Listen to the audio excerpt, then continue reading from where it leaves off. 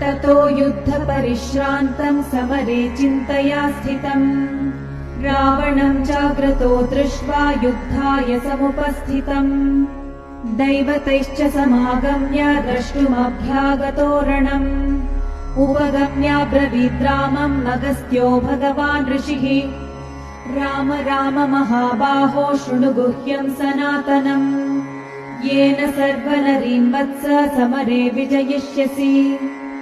आदित्यहृदयम् पुण्यम् सर्वशत्रुविनाशनम् जयावहम् जपेन्नित्यम् अक्षय्यम् परमम् शिवम्